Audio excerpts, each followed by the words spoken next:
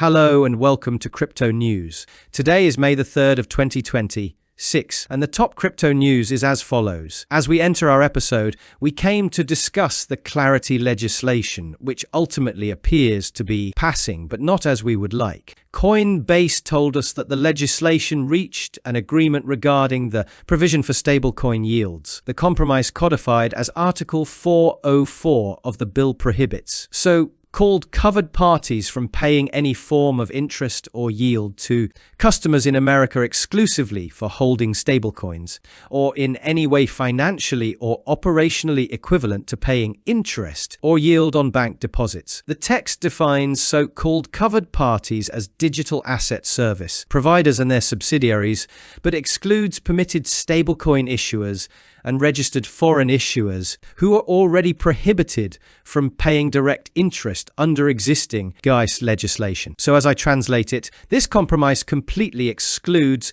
the crypto market from giving interest rates on stablecoins. However, it allows certain companies like Coinbase are no longer exchanges but more like banks as I understand it. And of course, Coinbase wouldn't let this slip away from them because Coinbase has closed major deals like their most recent one with Nium, which is a payments company to use USDC, which is Coinbase's stablecoin, in approximately 190 countries for payments. So of course, Coinbase wouldn't let the interest rates slip away from them. But it's not just them.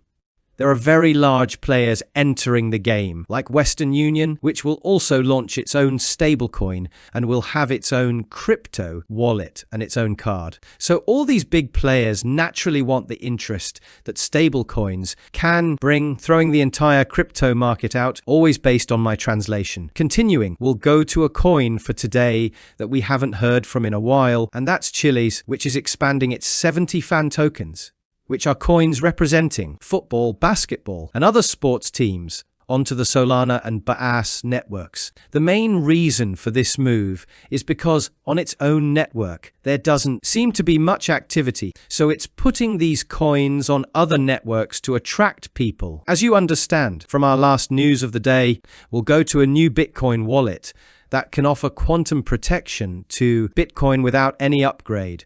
Post-Quantum Labs revealed the so-called CRYPTONEWS network, which has a wallet, and this entire product operates on the Arch network, a system that allows developers to create smart contracts that connect directly with Bitcoin and not on a separate chain or with wrapped coins. So this allows quantum-resistant signatures to be implemented in these wallets without any upgrade, but this entire system seems somewhat complex for the average user. We came to our beloved crypto market with Bitcoin standing at $78,000, with some saying we're probably heading for a correction. These from a crypto quant, which tells us that Bitcoin's recent rise appears to be more of a speculative rally rather than fundamental buying support, increasing the risk of correction. According to crypto quant, as I told you, Bitcoin increased approximately 20% in April from $66,000 and reached up to $79,000.